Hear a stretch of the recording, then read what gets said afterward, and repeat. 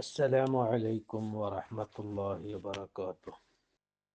الحمد لله رب العالمين. اللهم صل على سيدنا محمد وعلى آل سيدنا محمد. اللهم عالي درجة مشايخنا وساداتنا وسلافنا الصالحين رضي الله عنهم. ദുആയുടെ മര്യാദകളെ കുറിച്ചാണ് ഇന്ന് നമുക്ക് സംസാരിക്കാനുള്ളത്. ഏതൊരു അമലും അള്ളാഹുവിൻ്റെ അടുത്ത് ക്വാളിറ്റി ഉള്ളതായി സ്വീകരിക്കാൻ, അതിൻ്റെ സമ്പൂർണമായ രൂപത്തിൽ സ്വീകരിക്കാൻ, അല്ലെങ്കിൽ അള്ളാഹു സ്വീകരിക്കാൻ തന്നെയും ബേസിക്കായ കുറച്ച് മാനദണ്ഡങ്ങളുണ്ട്. പുറമെ അതിനെ ക്വാളിറ്റി വർദ്ധിക്കാൻ അതിന് ആദാബുകൾ പാലിക്കേണ്ടതുണ്ട്. ഏതൊരു അമലിനും ഷർത്തുണ്ടാകും, ഫർളുണ്ടാകും, മുബത്തിലാത്തുകളുണ്ടാകും, ആദാബുകളുണ്ടാകും. അത് ചെയ്യാനുള്ള നിബന്ധനകൾ ആ അമലിൻ്റെ ഭാഗമായിരിക്കില്ല, ആ അമലിന് മുന്നോടിയായിട്ടായിരിക്കും. ഉദാഹരണം ഒലു നിസ്കാരത്തിന് ഷർത്താണ്. ഒലു എടുക്കൽ ഒലു നിസ്കാരമല്ല, നിസ്കാരത്തിന് മുന്നോടിയായിട്ടുള്ളതാണ്. നിസ്കാരമോ അല്ല, ഫർളുകൾ അത് നിസ്കാരത്തിന് ഭാഗമാണ്. തക്ബീറത്തുൽ ഇഹ്റാം മുതൽ ഒന്നാമത്തെ സലാം വീട്ടുന്നത് വരെയുള്ള ഒരുപാട് 14ഓളം ഫർളുകൾ നിസ്കാരത്തിലുണ്ട്. ഇതേ പ്രകാരം ദുആയില് ഫർളായിട്ട് ഉണ്ടാകേണ്ട കാര്യം ഈമാനാണ്. വിഷയത്തിലുള്ള ഈമാൻ, അള്ളാഹുവിന് ഉത്തരം കിട്ടുമെന്ന പ്രതീക്ഷാബോധം. ദുആ ചെയ്യല് ഫർളല്ലാത്തത് കൊണ്ട്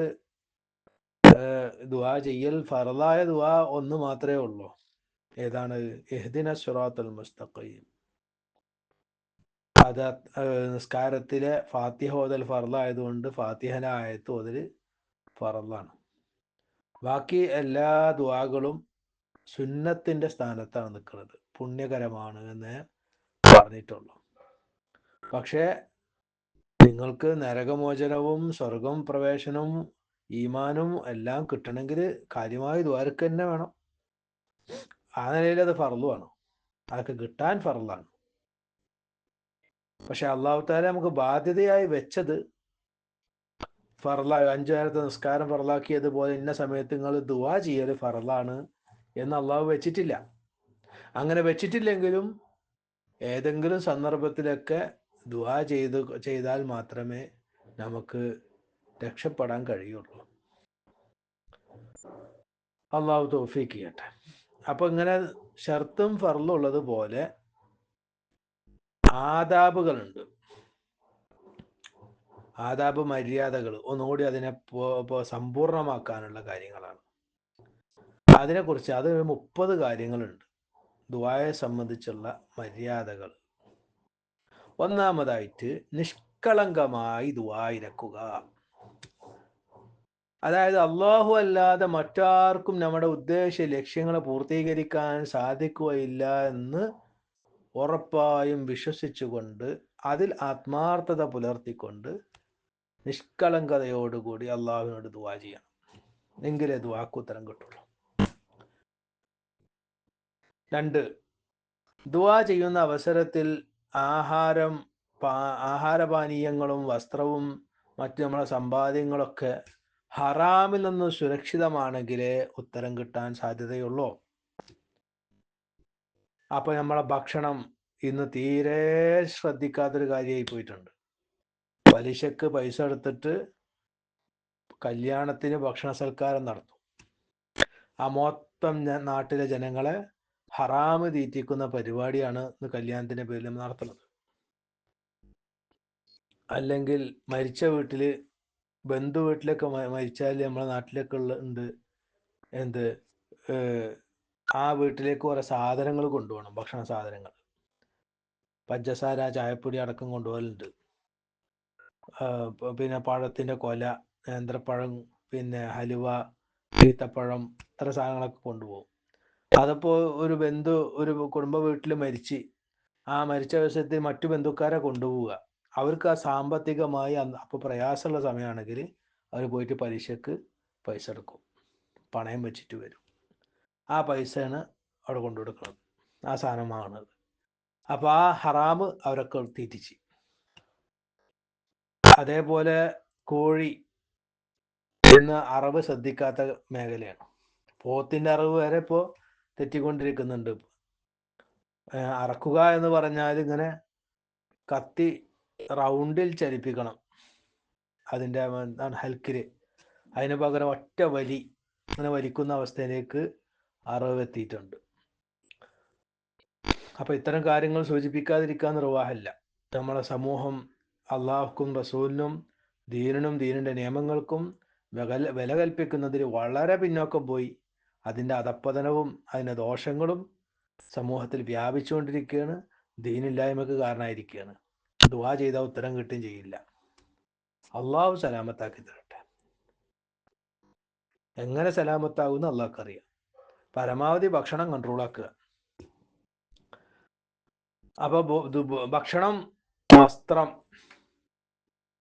അങ്ങനെ എല്ലാം നമ്മളെ സമ്പാദ്യങ്ങളും ഹറാമിൽ നിന്ന് സുരക്ഷിതമാകുമ്പോഴാണ് ദുആക്ക് ഉത്തരം കിട്ടൽ സംഭവിക്കുകയുള്ളൂ.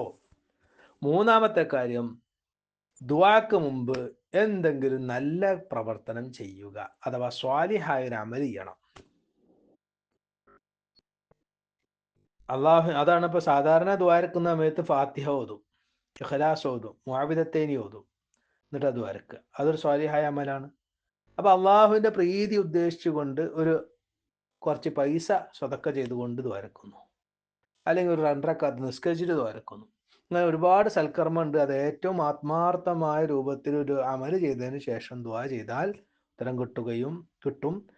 ആ ദുആയിൽ ഇങ്ങനെയും പറയാ, അള്ളാഹുവേ, ഞാൻ ഇന്ന കാര്യം ചെയ്തത് നിന്റെ തൃപ്തിക്ക് വേണ്ടിയാണ്.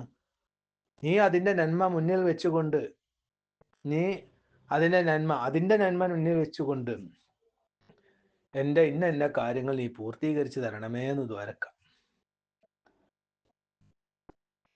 അഞ്ചാമത്തെ മര്യാദ, വൃത്തിയോടും വുളുവോടും കൂടിയാകുക ദുആ ചെയ്യുന്നത്. വൃത്തിഹീനമായ സമയത്തോ വുളു ഒക്കെ ആണെങ്കിൽ അതൊക്കെ ശുദ്ധീകരിച്ച് ദ്വാരക്കാൻ പറ്റുമെങ്കിൽ അങ്ങനെ. ഒന്നും പറ്റില്ലെങ്കിൽ, അതിനൊന്നും അവസരമില്ലെങ്കിൽ അല്ലാതെയും ദ്വാരക്കണോണ്ട് തെറ്റില്ല. ആറാമത്തെ കാര്യം, മര്യാദയോടുകൂടിയും വിനയത്തോടുകൂടിയും ആയിരിക്കണം അള്ളാഹുവിനോട് ചോദിക്കേണ്ടത്. വളരെ അപേക്ഷിക്കണം. നമ്മളെ വീട്ടിൽ കഴിഞ്ഞ ക്ലാസ്സിൽ പറഞ്ഞിരുന്നു, വല്ലതും കിട്ടണേ, വല്ലതും തരണേ എന്ന് പറഞ്ഞിട്ട്, അമ്മേ വല്ലതും തരണേ എന്ന് പറഞ്ഞിട്ട് നിൽക്കുന്ന ആ യാചകന്റെ ഒരു വിനയവും മര്യാദയുണ്ട്. അതിൽ നിന്ന് നമുക്ക് പാഠം പഠിക്കാനുണ്ട്. ഇതേ രൂപത്തിൽ അള്ളാഹുവിന് മുന്നിൽ നിൽക്കണം. ഏഴാമത്തെ കാര്യം, താൻ ആവശ്യക്കാരനും അശക്തനുമാണെന്ന കാര്യം തുറന്നു സമ്മതിക്കണം. ദുആയിൽ ആ വിനയം അതിൻ്റെ അനുബന്ധം തന്നെയാണ്. ആവശ്യക്കാരനാണ് താന്, കിട്ടിയേ പറ്റുള്ളൂ, കിട്ടിയില്ലെങ്കിൽ നമ്മൾ അങ്ങനെ കുടുങ്ങിപ്പോവും എന്ന നിലക്കുള്ള ആ ഒരു മാനസികാവസ്ഥ, അതോടൊപ്പം തന്നെ വാക്കുകളിൽ അത് പ്രകടിപ്പിക്കുക. നീ അബീദുക്ക, ഞാൻ എൻ്റെ അടിമയാണ് റബ്ബേ, നീ തന്നില്ലെങ്കിൽ ഞങ്ങൾക്ക് ആര് തരാനാ, നീ അല്ലാത്തൊരു റബ്ബ് ഞങ്ങൾക്കില്ല, നീ തന്നേ പറ്റുള്ളൂ എന്ന നിലക്ക് നിങ്ങളുടെ മുന്നിൽ ഇങ്ങനെ കേണപേക്ഷിക്കണം. എട്ടാമത്തെ കാര്യം അത്തഹിയാത്തിന്റെ ഇരുത്തം ഇരിക്കണം. ഒന്നാമത്തെ തഹിയാത്തിന്റെ ഇരുത്തം, രണ്ടാമത്തെ തഹിയാത്തിന്റെ ഇരുത്തം, രണ്ടാമതൊരു ഇരുത്തമാകല് അഫ്ളലാണ്, മര്യാദയാണ് അതിൻ്റെ. ദുആയുടെ ആരംഭത്തിലും, ഒമ്പതാമത്തെ കാര്യം, ദുആയുടെ ആരംഭത്തിലും അവസാനത്തിലും അള്ളാഹുവിനെ നന്നായി സ്തുതിക്കുകയും വാഴ്ത്തുകയും നബി സല്ലല്ലാഹു അലൈഹി വസല്ലമ തങ്ങളുടെ പേരിൽ സ്വലാത്ത് ചൊല്ലുകയും ചെയ്യണം, തുടക്കത്തിലും ഒടുക്കത്തിലും. പത്താമത്തെ മര്യാദ, ദുആയുടെ സമയത്ത് ഇരു കരങ്ങളും നെഞ്ചിന് നേരെ ഉയർത്തിപ്പിടിക്കുക. ഇപ്പൊ കൈകൾ പല രൂപത്തിലാണ് ദ്വാരക്കുമ്പോൾ വെക്കുക. അതിൽ പലതും ഇന്ന് അബദ്ധമാണ്. അതിന് മര്യാദ ഇല്ലായ്മയാണ്, അല്ലാണ്ട് അത് ഹറാമോ അല്ലെങ്കിൽ ദുആ ബാത്തിലാക്കുന്നൊന്നും പറയണില്ല. പക്ഷേ അതിന് മര്യാദ നെഞ്ചിന് നേരക്ക് കൈ ഉയർത്തിപ്പിടിച്ച് ദ്വാരക്കലാണ്. മുകളിലേക്ക് കൈ പത്തികൾ കാണുന്ന വിധത്തിൽ ഇങ്ങനെ മലർത്തിപ്പിടിക്കുക. യാചനയുടെ ഒരു ആക്ഷനാണ് അതിനുള്ളത്. 11, അള്ളാഹുവിന്റെ വിശുദ്ധ നാമങ്ങൾ, ഉന്നത വിശേഷണങ്ങളും ഒഴിഞ്ഞു ദ്വാരക്കുക. അള്ളാഹുവിന്റെ അസ്മാ സിഫാത്തുകൾ, റഹ്മാനായ അള്ളാഹുവേ, റഹീമായ അള്ളാഹുവേ, വദൂദായ അള്ളാഹുവേ, ജവാദായ അള്ളാഹുവേ എന്നിങ്ങനെ തുടങ്ങിയ അള്ളാഹുവിൻ്റെ അസ്മാഉൽ ഹുസ്നകൾ പെട്ട വാക്യങ്ങൾ കൊണ്ട് വിളിക്കണം. തമ്പുരാനെ അല്ലെങ്കിൽ പോലുള്ള തമ്പുരാൻ പോലുള്ള സൃഷ്ടികൾക്കും കൂടി ഉപയോഗിക്കുന്ന ബഹുദൈവ വിശ്വാസികൾ ഉപയോഗിക്കുന്ന ആ വാക്കുകളൊന്നും ഉപയോഗിക്കാതിരിക്കുക. അതതിൻ്റെ മര്യാദയാണ്. പിന്നെ ദുആയിൽ പ്രയാസപ്പെട്ട് പ്രാസങ്ങൾ ഒപ്പിക്കരുത്. അത് 12ാമത്തെ കാര്യം. ദുആയിൽ പ്രാസങ്ങൾ ഇങ്ങനെ ഒപ്പിക്കാൻ നോക്കുക. പ്രാസങ്ങൾ ഒത്തുവരുന്നുണ്ടെങ്കിൽ കുഴപ്പമില്ല, അതിനു വേണ്ടി കഷ്ടപ്പെടുന്ന ഒരവസ്ഥ ഉണ്ടാകരുത്. ആത്മാർത്ഥമായി എങ്ങനെയാണോ നമ്മളെ ഉബൂദിയത്തും നമ്മുടെ താഴ്മയും നമ്മുടെ ആവശ്യവും അള്ളാഹുവിന്റെ മുന്നിൽ എങ്ങനെ അവതരിപ്പിക്കാൻ പറ്റും അത്രയും വിനയത്തോടു കൂടി മര്യാദയോടുകൂടി അത് അവതരിപ്പിക്കാൻ എന്നതിനപ്പുറം വാക്കുകൾ ഭംഗിയാക്കാനോ മറ്റോ മെനക്കെടാതിരിക്കുക എന്നുള്ളത്. വാക്കുകൾ എങ്ങനെയാണോ നമുക്ക് വരുന്നത് അങ്ങനെ വന്നോട്ടെ, അതങ്ങനെയാണ് അതിന്റെ വിഷയം. 13ാമത്തേത്, അമ്പിയാക്കൾ ഔലിയാക്കൾ എന്നിവരെ വസീലയാക്കിക്കൊണ്ട് ദുആ ചെയ്യുക. അമ്പിയാക്കൾ ഔലിയാക്കളൊക്കെ വസീലയാക്കുക എന്ന് പറഞ്ഞാൽ എന്താ? അവരോടുള്ള നമ്മളെ മഹബത്തും അവരോടുള്ള നമ്മളെ തഅലീമിനെയും ആണ് അവിടെ വസീലയായിട്ട് വരുന്നത്. അതാണ് അവരെ നമ്മൾ അംഗീകരിച്ചു, അവരുടെ ഉന്നതമായ അവസ്ഥയെ നമ്മൾ അംഗീകരിച്ചു. അതുകൊണ്ട് റസൂലുള്ളാഹി സ്വല്ലല്ലാഹു അലൈഹി വസല്ലം തങ്ങളുടെ ഉന്നതമായ അവസ്ഥകളെ ഞാനിത് അംഗീകരിച്ചിരിക്കുന്നു റബ്ബേ, അവരെ ആ മഹത്തായ സ്ഥാനത്തെ മുൻനിർത്തിക്കൊണ്ട് നിന്നോട് ഞാൻ ചോദിക്കുന്നു. അതേപോലെ നമുക്ക് ബന്ധപ്പെട്ട മശായിഖന്മാര്, ഉസ്താദന്മാര്, മുൻഗാമികളായ ദീനിന്റെ പ്രവർത്തകര്, ഇവിടൊക്കെ ദീൻ എത്തിച്ച ആൾക്കാരുണ്ടല്ലോ, നമ്മൾ മുസ്ലിമായി ജനിക്കാൻ കാരണമായ ആളുകൾ, അവരൊക്കെ മുൻനിർത്തിക്കൊണ്ട് അത് നമ്മുടെ ഒരു വിനയത്തിൻ്റെയും കിബർ പോവാനും ഹൃദയം ശുദ്ധിയാകാനും ഒക്കെ സഹായിക്കുന്ന വലിയ കാര്യമാണ്. അതുകൊണ്ടാണ് ആദം അലൈഹി ഇസ്ലാമിനെ സൃഷ്ടിച്ചപ്പോൾ ആദ്യം തന്നെ അള്ളാഹു തആല പറഞ്ഞു, മലായിക്കത്തുകളെ നിങ്ങൾ അവർക്ക് ആദമിന് സുജൂദ് ചെയ്യുക. ആ സുജൂദ് ചെയ്യാൻ പറ്റാതിരുന്ന ഒരാളുണ്ട്, അതാണ് ഇബ്ലീസ് ലഅനത്തുല്ലാഹി അലൈഹി. എന്താ അവനെ ഭരിച്ചത്? കിബറാണ്. പക്ഷെ അവൻ പറഞ്ഞ ഞാൻ എന്താ, ഞാൻ അള്ളാഹ്ക്കെ സുജൂദ് ചെയ്യുള്ളൂ എന്നാണ്. അത് തൗഹീദല്ല. സുജൂദ് അള്ളാഹ്ക്കെ ചെയ്യുള്ളൂ എന്ന് മൂപ്പര് പറഞ്ഞത് തൗഹീദല്ല. ആ തൗഹീദിനെ അള്ളാഹ് കബൂലാക്കുകയാണെങ്കിൽ അവൻ ലഅനത്താക്കപ്പെട്ട ഇബ്ലീസ് ആകുമായിരുന്നില്ല. അപ്പോ അവൻ എന്താ ചെയ്തത്? സത്യത്തില് അബാ വസ്തക്ബറ വകാന മിനൽ കാഫിരീൻ എന്ന ഖുർആൻ പറഞ്ഞത്. അള്ളാഹ്ക്ക് മാത്രമേ ഞാൻ സുജൂദ് ചെയ്യുള്ളൂ എന്ന് പറഞ്ഞ ഇബ്ലീസ് കിബറനാണ്, അവൻ ധിക്കാരം കാണിച്ചവനാണ്, അവൻ കാഫിറാണ് എന്നാണ് അള്ളാഹു തആല പ്രഖ്യാപിച്ചത് ഖുർആനില്. അപ്പൊ അത് ഇവിടുത്തെ പുത്തനാശയക്കാരുടെ വാദം കേട്ടിട്ട് നമ്മൾ വഞ്ചിക്കപ്പെടരുത്. അതിൻ്റെയൊക്കെ പൊരുള് മനസ്സിലാക്കാതെ സംസാരിക്കുകയാണ് അവര്.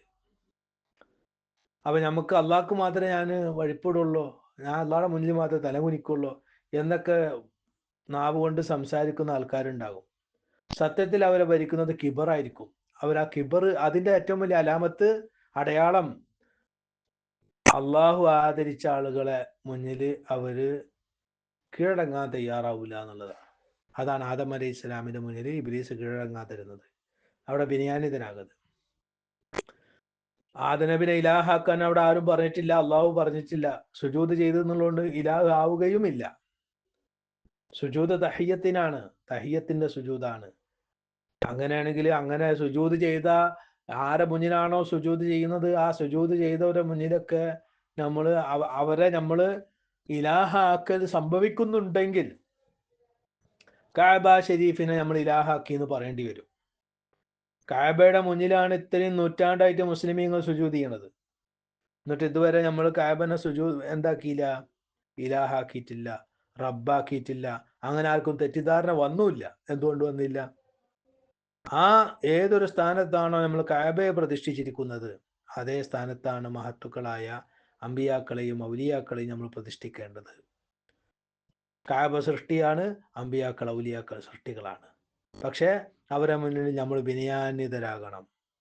മാതാപിതാക്കളുടെ മുന്നിൽ വിനയാന്വിതരാകണം. വയസ്സിന് മൂത്ത വലിയ പ്രായം ചെന്ന ആളുകളുടെ മുന്നിൽ നമ്മൾ വിനയാന്വിതരാകണം.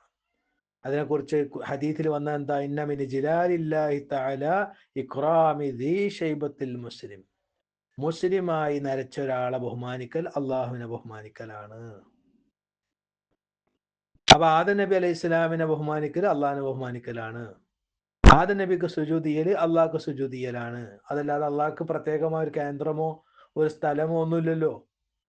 അപ്പോ അള്ളാഹു അവനുള്ള സുജൂദിനെ ഏതെങ്കിലും അവൻ ബഹുമാനിച്ച കേന്ദ്രത്തിന്റെ മുന്നിലാണ് വെക്കുക. അതുകൊണ്ടാണ് തഹിയ്യത്തിന്റെ സുജൂദ് മുൻകാലത്തുണ്ടായിരുന്നു. പിന്നെ നമ്മുടെ ശരീരത്തിൽ അത് നിരോധിച്ചിട്ടുണ്ട്. അത് ഷിർക്കല്ലാക്കിയിട്ടുള്ളത്, അതിനെ ഹറാമാക്കിയിട്ടുണ്ട്. പിന്നെ ഷിർക്കിന്റെ അഹ്ലുകാർ സുജൂദ് ചെയ്യൽ പതിവുള്ള സ്ഥലത്താണെങ്കിൽ നമ്മൾ അതുവഴി നമ്മളും മുശ്രിക്കീങ്ങളെ ഗണത്തിൽ പെട്ടുപോകും. അത് നമുക്ക് ചെയ്യാൻ പാടില്ല. അതല്ലാത്തവർക്ക് ചെയ്താൽ ഹറാമ് സംഭവിക്കും. അതൊക്കെ നിയമമാണ്. അപ്പൊ ചുരുക്കത്തിൽ അള്ളാഹുവിന്റെ അമ്പിയാക്കളെ ഔലിയാക്കളെ മഹത്തായ സ്ഥാനത്തെ എടുത്തു പറഞ്ഞുകൊണ്ട് അതിനെ ബർക്കത്തുണ്ട്, അവരുടെ ബർക്കത്തുണ്ട്. അവർ മുഖേനയാണ് ബർക്കത്തിറങ്ങുന്നത്. ഈമാനും തഖ്വയും അഹ്ലുകാർ മുഖേന ബർക്കത്തിറങ്ങുന്നത്. അതുകൊണ്ട് അവരെ ബർക്കത്ത്. പിന്നെ അള്ളാഹു തആല പറഞ്ഞു വകാന ഹഖ്കുൻ അലൈനാ നസ്റുൽ മുഅ്മിനീൻ, മുഅ്മിനീങ്ങളെ സഹായിക്കൽ എൻ്റെ ബാധ്യതയാണെന്ന് അള്ളാഹുവിന് തന്നെ അള്ളാഹുവിന് തന്നെ നിശ്ചയിച്ച ബാധ്യതയാണത്. അല്ലാണ്ട് അള്ളാഹ്ക്ക് വേറെ ആൾ ബാധ്യത നിശ്ചയിച്ചെന്ന് പറഞ്ഞാൽ നമ്മൾ അള്ളാഹുവിനുള്ള വിശ്വാസം നമ്മൾ പൊളിഞ്ഞു പോകും. അള്ളാഹുവിനെ മുകളിലേക്ക് ആരുമില്ല. പിന്നെ അള്ളാഹു തന്നെ അവന്റെ ബാധ്യതയായിട്ട് ഖുർആനിൽ പ്രഖ്യാപിച്ചിട്ടുണ്ട് മുഅ്മിനീങ്ങളെ സഹായിക്കൽ. ആ സഹായത്തിന് ബാധ്യസ്ഥരായ ആളുകളാണ് അമ്പിയാക്കളും ഔലിയാക്കളും. ഏറ്റവും ടോപ്പ് മുഅ്മിനീങ്ങൾ അവരാണല്ലോ. അപ്പൊ അവരുടെ ഹക്ക് കൊണ്ട് എന്ന് പറഞ്ഞാൽ അവരെ നീ സഹായിക്കാമെന്ന് നീ വാഗ്ദാനം ചെയ്ത ആ ഹക്ക് കൊണ്ട് ഞങ്ങളെ സഹായിക്കണേന്നാണ്. അവരെ സഹായിക്കുക എന്ന് പറഞ്ഞാൽ അവർക്ക് കിട്ടുന്ന സഹായം അതിൽ നിന്ന് നമുക്കും കിട്ടണമെന്നാണ് പറയണത്. അങ്ങനെയാണല്ലോ അള്ളാഹു താല ഭൂമിയിലേക്ക് എന്തെങ്കിലും ഇറക്കുന്നുണ്ടെങ്കിൽ, ഒരു നാട്ടിലേക്ക് ഏതെങ്കിലും സ്വാലിഹ്യങ്ങൾ മുഖേന ഒരു കാര്യം ഇറക്കുന്നുണ്ടെങ്കിൽ അവിടുത്തെ ഫാസിഖീങ്ങളും അവിടുത്തെ പ്രശ്നക്കാരും ഒക്കെ ആ അനുഗ്രഹം അനുഭവിക്കും. ദോഷം ഇറക്കുന്നുണ്ടെങ്കിൽ അതും അവിടുത്തെ സ്വാലിഹ്യങ്ങൾക്ക് തിരിച്ചും ബാധിക്കും. ഈ രൂപത്തിൽ അള്ളാഹുവിന്റെ നടപടി ഉള്ളത് എന്ന് ഖുർആൻ നോക്കി നമുക്ക് മനസ്സിലാവും. ഖുർആൻ അവതരിപ്പിച്ച ചരിത്രം ആ രൂപത്തിലാണ് നിൽക്കുന്നത്. സംഭവങ്ങൾ, അള്ളാഹുവിന്റെ നടപടികളെ കുറിച്ചുള്ള വിവരണങ്ങളിലൊക്കെ നമുക്കത് മനസ്സിലാക്കാൻ കഴിയും. അപ്പൊ ചുരുക്കത്തിൽ 13 മര്യാദകൾ നമ്മൾ പറഞ്ഞു. 14-ാമത്തത് ദ്വാ മധ്യമായ ശബ്ദത്തിലായിരിക്കുക, വളരെ ഒച്ചത്തിലാകാതിരിക്കുക, തീരെ ശബ്ദമില്ലാത്ത വിധത്തിലും ആകണ്ട, ചെറിയ ശബ്ദത്തിൽ. 15 ഖുർആനിലും ഹദീസിലും വന്ന ദുആകൾ ഉൾപ്പെടുത്തിക്കൊണ്ട് ദുആ ചെയ്യുക. പ്രഷർ, പ്രമേഹം, അങ്ങനെ കൊളസ്ട്രോൾ, ഇങ്ങനെ 100,000 രോഗങ്ങളുടെ പേരെടുത്ത് പറഞ്ഞിട്ടുള്ള ദുആർക്കലൊന്നും മര്യാദ അല്ല.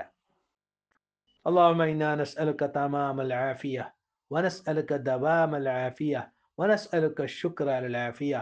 അങ്ങനെ ആഫിയത്തിനെ ചോദിക്കുന്ന ദുആകളുണ്ട്. അതിലെല്ലാം വന്ന് ദവാമിഉൽ കലിമാണ്. ഒരുപാട് അർത്ഥങ്ങളെ ഉൾക്കൊള്ളിക്കുന്ന ചെറിയ ചെറിയ പദങ്ങൾ ഉപയോഗിച്ചുകൊണ്ട് നബി സല്ലല്ലാഹു അലൈഹി വസല്ലം തങ്ങൾ ദുആ ചെയ്ത് കാണിച്ചു തന്നിട്ടുണ്ട്. അതിനെ പിൻപറ്റിക്കൊണ്ട് ദുആരക്ക്. അത് നിങ്ങൾ റബ്ബന ആതിന ഫിദ് ദുനിയ ഹസന വഫിൽ ആഖിറതി ഹസനത വഖിന അദാബന്നാർ എന്ന ദുആ ഖുർആനിൽ വന്ന പ്രസിദ്ധമായ ദുആയാണ്. അതുപോലുള്ള ദുആകൾ ചെയ്താൽ എല്ലാ ഖൈറും അവിടെ വന്നു കഴിഞ്ഞ്. ആ ശൈലിയിലാണ് നമ്മൾ ദുആ ചെയ്യേണ്ടത്. മാത്രമല്ല കൂട്ടമായിട്ടൊക്കെ ദുആരക്കുമ്പോൾ ദുആയുടെ നീളം കൂടുന്നതിനനുസരിച്ച് ആളുകളുടെ മനസാന്നിധ്യം നഷ്ടപ്പെട്ടുകയും അവർ എങ്ങനെയെങ്കിലും ഇതൊന്ന് നിർത്തിയാൽ മതി എന്നുള്ള ചിന്തയിലേക്ക് അവർ പോകും. അതുകൊണ്ട് അത്ര ദീർഘിച്ച് ഇന്ന് നാട്ടു നടപ്പനുസരിച്ച് കാണുന്ന വിധത്തിൽ ദുആ ചെയ്യാതിരിക്കലാണ് ഉത്തമം. അങ്ങനെയൊക്കെ ദുആ ചെയ്യാപ്പോൾ ഒറ്റക്ക് ഒരാൾക്ക് ഇരിക്കുമ്പോൾ അയാൾക്ക് മടുക്കുമ്പോൾ അയാൾക്ക് നിർത്താം. മറ്റത് 10 ആൾ കൂടി ദുആരക്കുമ്പോൾ അതിൽ ഏറ്റവും ദുർബലനായ മനുഷ്യനെ നമ്മൾ പരിഗണിക്കണം. അയാൾക്ക് ബോറടിക്കാൻ പാടില്ല. ഒരാൾക്ക് ബോറടിച്ചാൽ പിന്നെ ഇതിന്റെ ഇത് നിർത്തിയെങ്കിൽ എന്നുള്ള ചിന്ത വന്നു കഴിഞ്ഞാൽ ദുആ നെഗറ്റീവായി. 16-ാമത്തെ മര്യാദ കൂടുതലും ദുനിയവിയും ഉഖ്റവിയുമായ ആവശ്യങ്ങൾ ഉൾക്കൊള്ളിക്കുന്നതായിരിക്കുക. അഥവാ വെറും ആതിന ഫിദ്ദുനിയ എന്ന് പറയണ്ട. പിന്നെന്താ, ദുനിയാവിലും ആഖിറത്തിലും കിട്ടുന്ന കാര്യങ്ങളെ കുറിച്ച് ചോദിക്കുക. ദുനിയാവ് കൊണ്ടാന്ന് മാത്രം പറയുന്ന ആളുകളെ ആക്ഷേപിച്ചുകൊണ്ട് അവരെ തിരുത്തിക്കൊണ്ടാണ് അള്ളാഹുവിന്റെ ഖുർആൻ ആയത്തിറങ്ങിയത്. നേരത്തെ പറഞ്ഞത് റബ്ബന ആതിന ഫിദ്ദുനിയ ഹസനതൻ വഫിൽ ആഖിറതി ഹസനതൻ വഖിനാ അദാബന്നാർ എന്ന ദുആ അല്ലാഹു തആല പഠിപ്പിക്കാൻ കാരണം ദുനിയാവിൽ കൊണ്ടാന്ന് മാത്രം ദ്വാരക്കുന്നവരെ ആക്ഷേപിച്ചു കൊണ്ടുവന്നതാണത്. ദുനിയാവ് നിങ്ങൾ ചോദിക്കുന്നതോടൊപ്പം ആഖിറത്തിനെയും കൂടി ചോദിക്കീൻ എന്നാണ് അള്ളാഹു അതിലൂടെ പഠിപ്പിക്കുന്നത്. അല്ലാതെ ദുനിയാവ് നിങ്ങൾ ആദ്യം ചോദിച്ചിട്ട് ആഖിറം ചോദിച്ചാൽ മതി എന്ന് ഇതിനെ വാക്കർത്ഥം നോക്കി പലരും പറയുന്നുണ്ട്.